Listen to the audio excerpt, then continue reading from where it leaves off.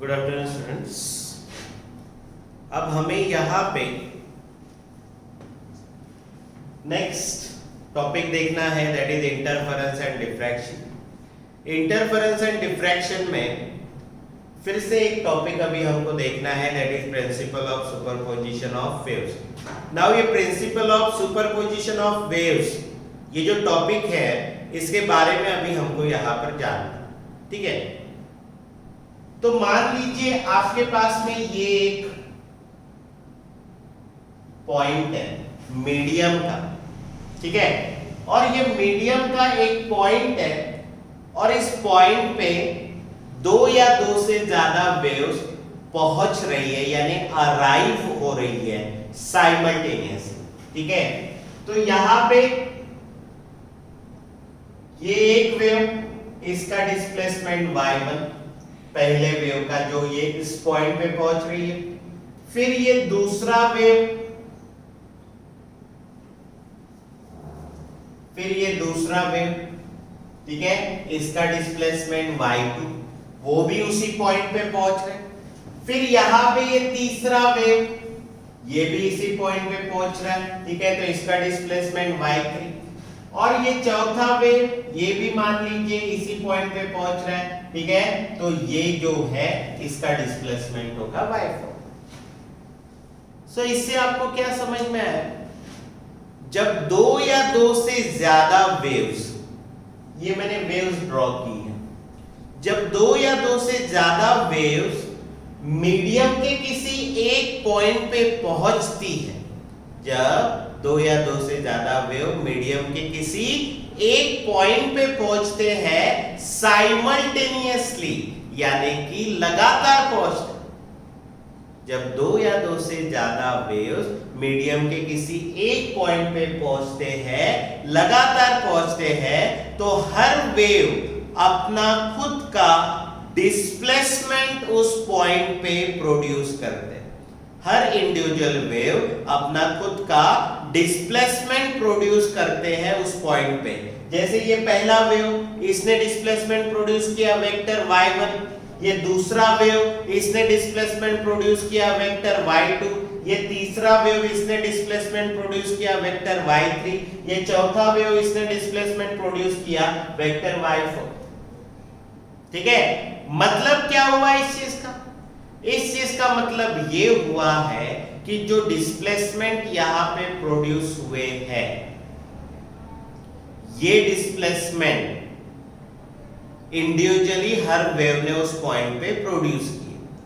तो ये जो पॉइंट है, इसका जो रिजल्टेंट डिस्प्लेसमेंट होगा, इस पॉइंट का जो रिजल्टेंट डिस्प्लेसमेंट होगा, वो इन सारे डिस्प्लेसमेंट का वेक्टर एडिशन होगा। वेक्टर y यानी रिजल्टेंट डिस्प्लेसमेंट, और ये सारे इंडिविजुअल डिस्प्लेसमेंट का क्या होगा?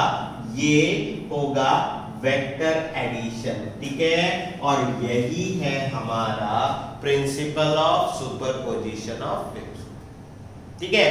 तो प्रिंसिपल ये कहता है, principal of superposition of waves, जब दो या दो से ज्यादा वेव्स मीडियम के किसी एक पॉइंट पे पहुंचते हैं, तो हर वेव अपना खुद का डिस्प्लेसमेंट उस पॉइंट पे प्रोड्यूस करते हैं, ठीक है, जैसे इन वेव्स ने किया।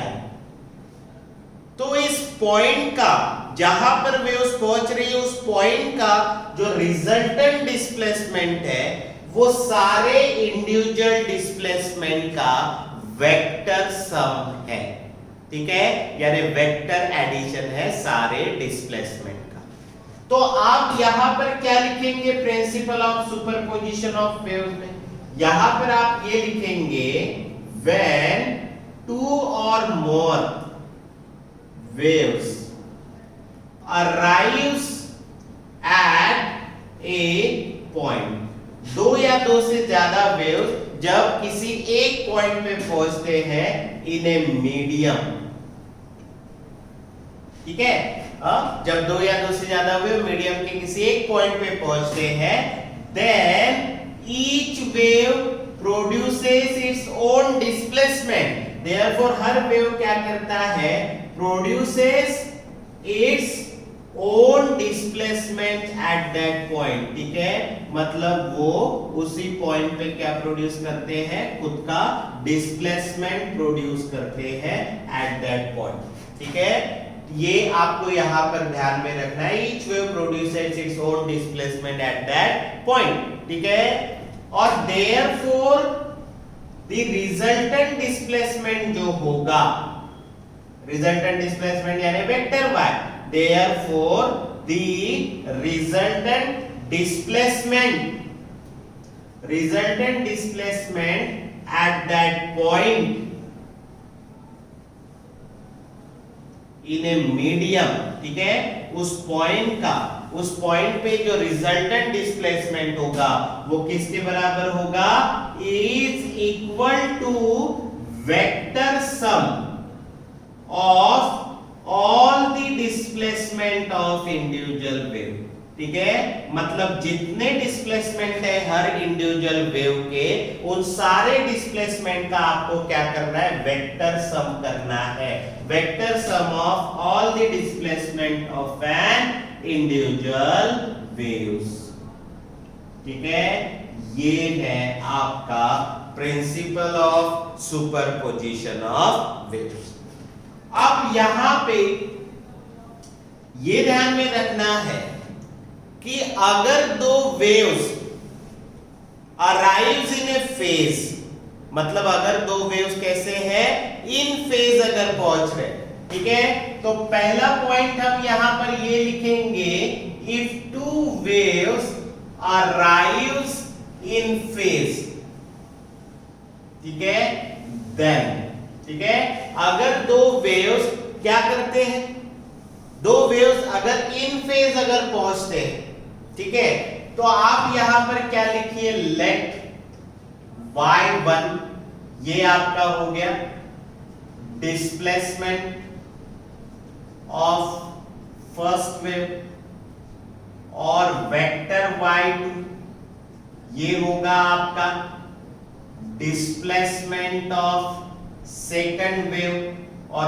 वेक्टर y होगा आपका, ये क्या होगा, रिजल्टेंट डिस्प्लेसमेंट, ठीक है, and therefore vector y equals to, अगर दो वेव्स इन फेज अगर पहुंच रही है मीडियम के एक पॉइंट पे, अगर दो वेव्स कैसे पहुंच रही है, arrive at a point in a medium in phase, तो वेक्टर y यानी जो रिजल्टेंट डिस्प्लेसमेंट होगा वो ऐसे होगा, vector y1 plus vector y2, यानी डिस्प्लेसमेंट का एडिशन होगा, यानी डिस्प्लेसमेंट बढ़ेगा, रिजल्टेंट डिस्प्लेसमेंट। और दूसरा कंडीशन ये है कि अगर दो वेव्स मीडियम के एक पॉइंट पे पहुंचती है आउट ऑफ फेज, ठीक है, अगर दो वेव्स पहुंचती है मीडियम के किसी एक पॉइंट पे, कैसे पहुंचती है, आउट ऑफ फेज अगर पहुंचती है, देन आपका जो रिजल्टेंट डिस्प्लेसमेंट होता है उसमें एक डिस्प्लेसमेंट जो है वो सबट्रैक्शन में जाता है, दैट मींस रिजल्टेंट डिस्प्लेसमेंट का वैल्यू डिक्रीज होगा, ठीक है। तो दो वेव्स अगर इन फेज पहुंचते हैं तो डिस्प्लेसमेंट का एडिशन होता है, और दो वेव्स अगर आउट ऑफ फेज पहुंचते हैं तो डिस्प्लेसमेंट का सबट्रैक्शन होता है, यानी डिस्प्लेसमेंट डिक्रीज होता है, ठीक है। तो ये दो कंडीशन आपको ध्यान में रखना है। ये है आपका topic principal of superposition of waves, ठीक है। अब इसके बाद में हमारा नेक्स्ट टॉपिक है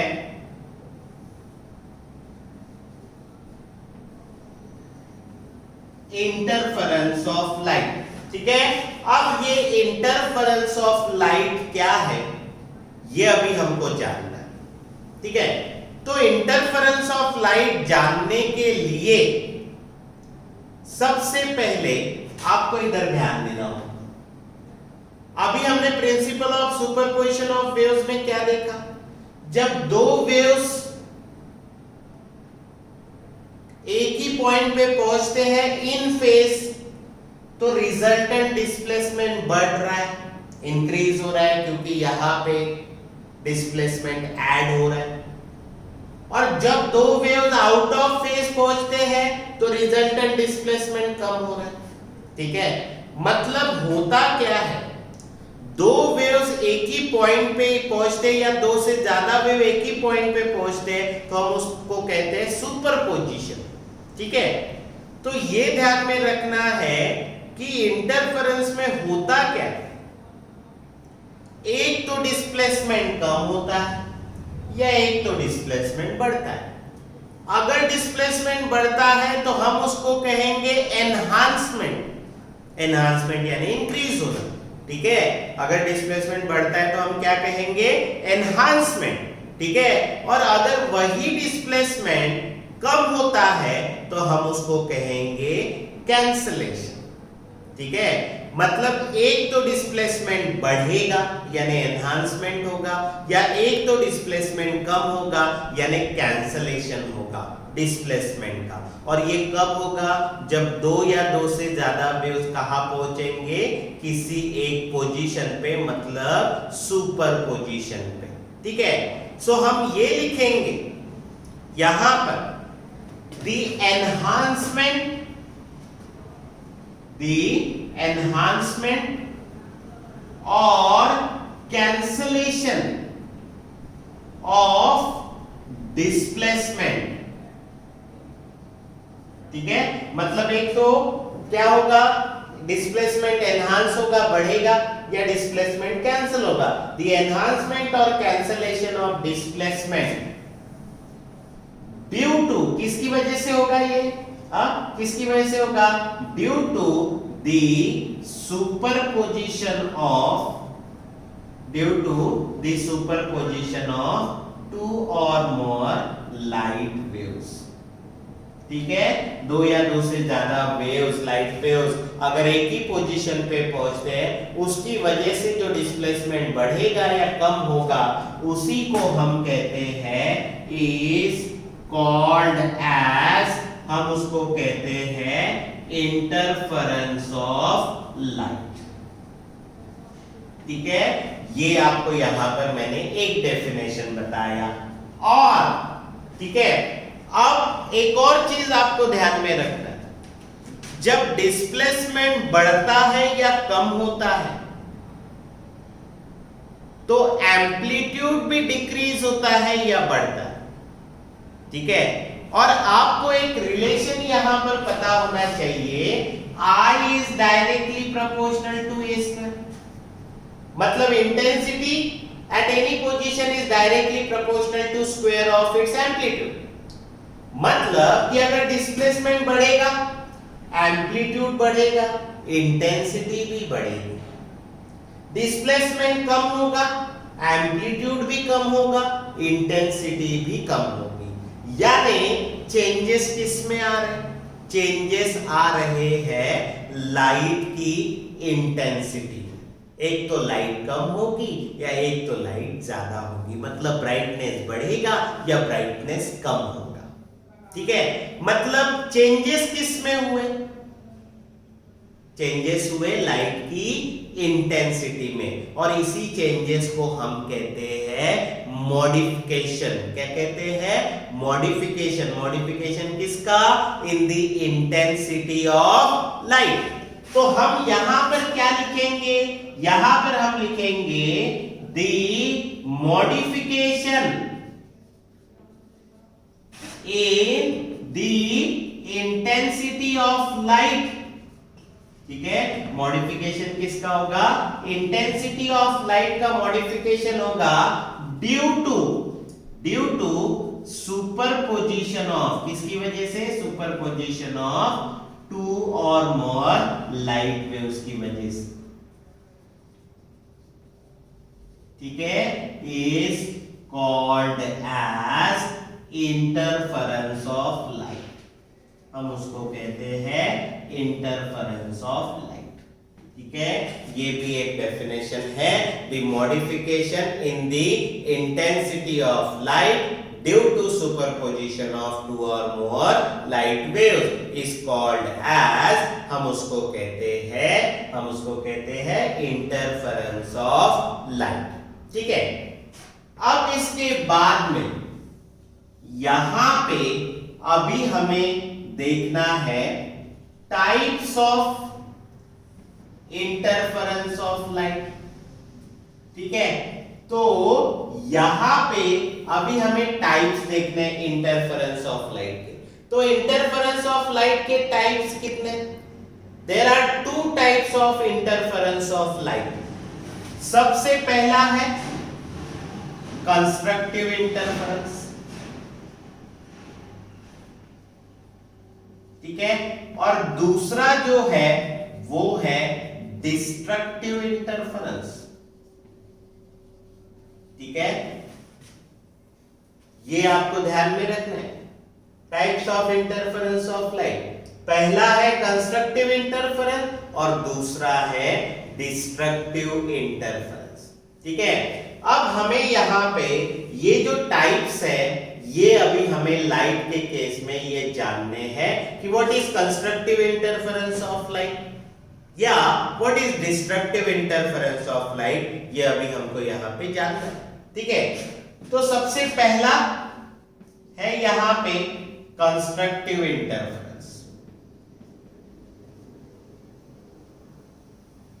ठीक है, अब ये कंस्ट्रक्टिव इंटरफेरेंस जो है ये क्या है, इसके बारे में अभी हमको यहां पे जानना।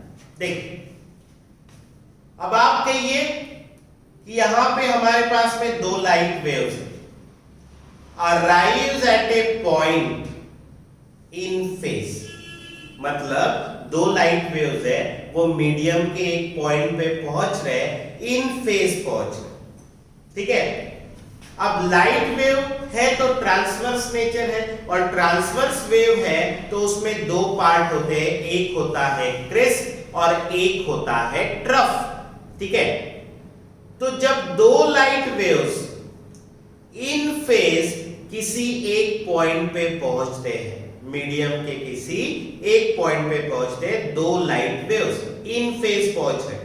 ठीक है, तो इसका मतलब ये है crest of one wave coincide with crest of another wave and trough of one wave coincide with trough of another wave। ठीक है, मतलब पहले वेव का क्रेस्ट दूसरे वेव के क्रेस्ट के साथ कोइंसाइड करेगा और पहले वेव का ट्रफ दूसरे वेव के ट्रफ के साथ कोइंसाइड करेगा। ठीक है, तो वहां पर इससे क्या होगा, hence the resultant displacement and resultant amplitude and therefore resultant intensity at that point will be maximum।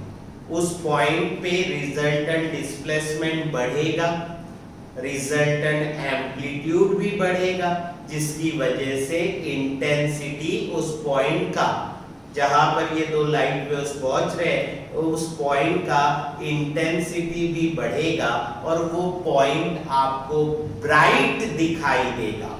वो पॉइंट आपको कैसे दिखाई देगा, ब्राइट दिखाई देगा। ठीक है, तो जब दो लाइट वेव्स इन फेज पहुंचती है किसी एक पॉइंट पे, तो वो पॉइंट जो है वहां पे जो इंटरफेरेंस फॉर्म होगा उसको हम कहते हैं कंस्ट्रक्टिव इंटरफेरेंस। ठीक है, मतलब यहां पे आप क्या लिखेंगे, व्हेन टू लाइट वेव्स, हमने दो लाइट वेव्स लिए, arrives at a point of medium, ये दो लाइट वेव्स कहां पहुंच रही है, मीडियम के एक पॉइंट पे।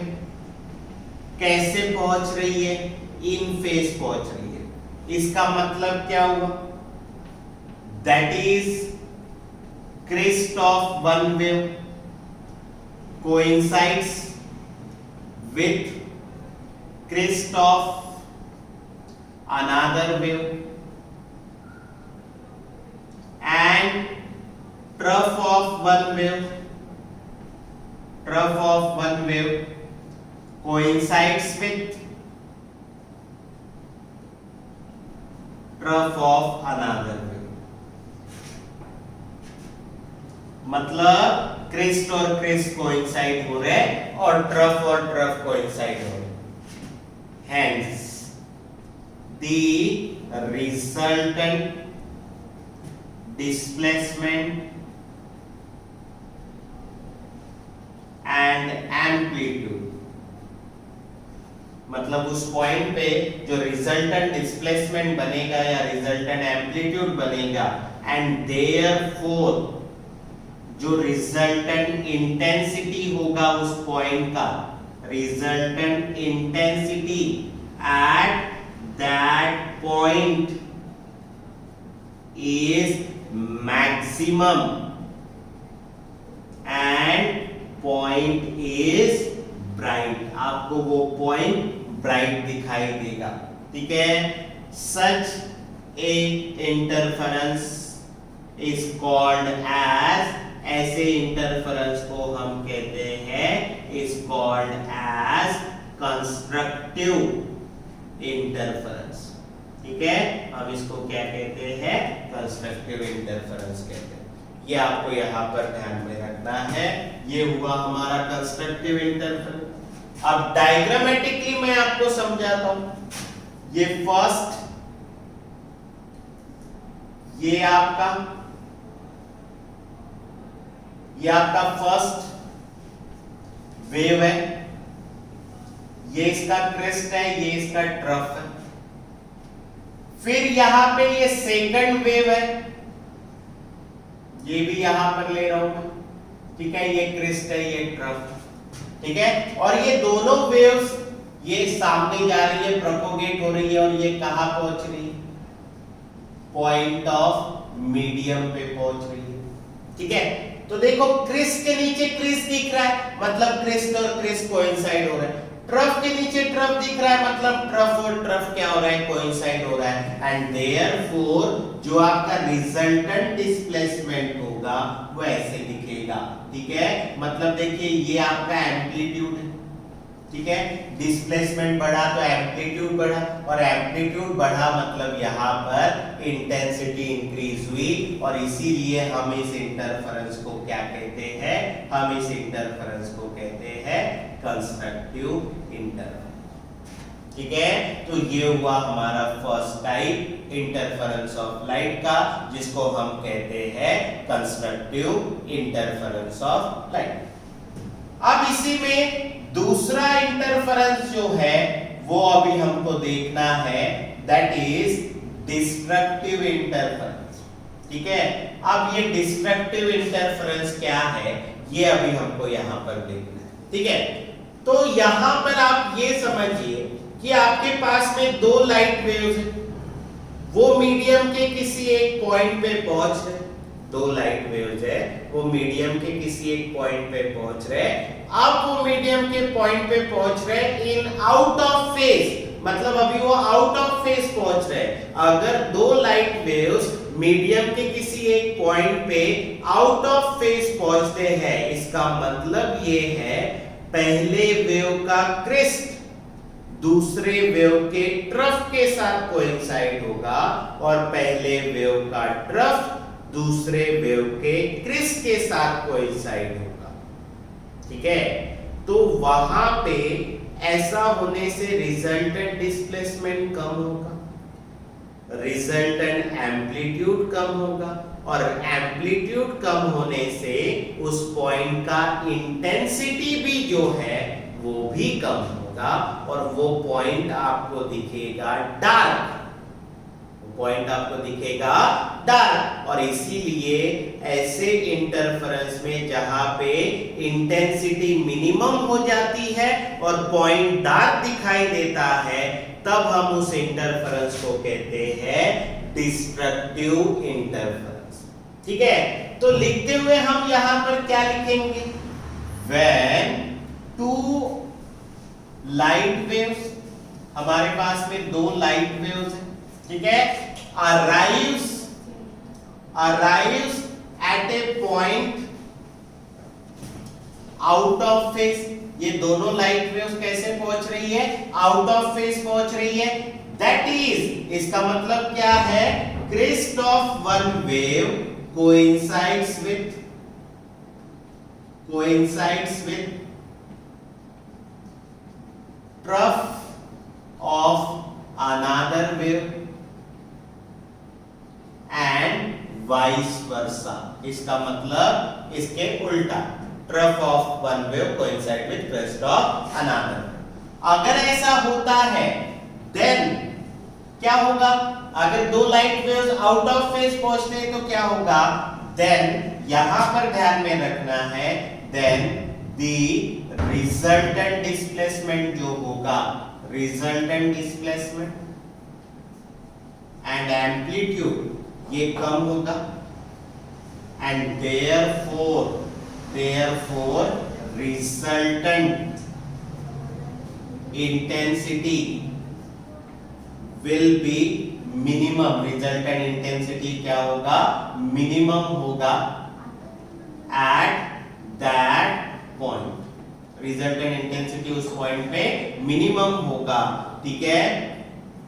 The point will be dark और उससे point वो आपको dark दिखाई देगा, ठीक है? Such an interference और यही इंटरफेरेंस को हम कहेंगे इज कॉल्ड एज, हम उसको कहेंगे डिस्ट्रक्टिव इंटरफेरेंस, ठीक है? हम उसको क्या कहेंगे? डिस्ट्रक्टिव इंटरफेरेंस कहेंगे, ठीक है? तो ये है हमारा कंस्ट्रक्टिव इंटरफेरेंस और ये है हमारा डिस्ट्रक्टिव इंटरफेरेंस। अब मैं डायग्रामेटिकली आपको समझाने जा रहा हूं। देखिए ये आपका फर्स्ट वेव है, ये फर्स्ट वेव का क्रिस्ट, ये फर्स्ट वेव का ट्रफ, क्रिस्ट ये ट्रफ, ये सेकंड वेव है आपका, ठीक है? अब ये ट्रफ है और ये क्रिस्ट है, ठीक है? देखिए क्रिस्ट के नीचे ट्रफ आया, ट्रफ के नीचे क्रिस्ट आया, मतलब क्रिस्ट और ट्रफ कोइंसाइड हो रहे हैं, यहाँ ट्रफ और क्रिस्ट कोइंसाइड हो रहे हैं और ये कहां पहुंच रहे हैं बताइए? ये पहुंच रहे हैं पॉइंट ऑफ मीडियम पे, मीडियम के किसी एक पॉइंट पे पहुंच रहे हैं और इसीलिए यहाँ पे देखिए डिस्प्लेसमेंट क्या हो गया? कम हो गया। उसकी वजह से ये जो है एम्पलीट्यूड जो है ये भी कम हो गया है और एम्पलीट्यूड कम हो गया मतलब ये पॉइंट आपको कैसे दिखेगा? डार्क दिखेगा, एम्पलीट्यूड कम हो गया, देखिए यहाँ पे, और इसीलिए हम इस इंटरफेरेंस को क्या कहते हैं? डिस्ट्रक्टिव इंटरफेरेंस, ठीक है? तो ये है हमारे दो types of interference of light, that is constructive interference and destructive interference.